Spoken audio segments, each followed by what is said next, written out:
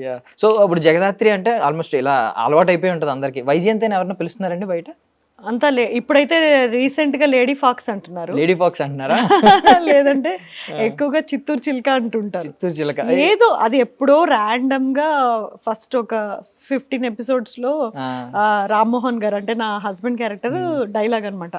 ఏ చిత్తూరు చిలుక అని ఒక మాట. హ్మ్. హ్మ్. అది ఇప్పటికీ గుర్తుపెట్టుకొని అలాగే పిలుస్తారు. నా కామెంట్స్ కూడా అలాగే హ్మ్. వస్తుంటాయి. ఈ మధ్య ఇలాంటియే వింటున్నాను. 'ఆటో విజయశాంతి' ఏ అవును.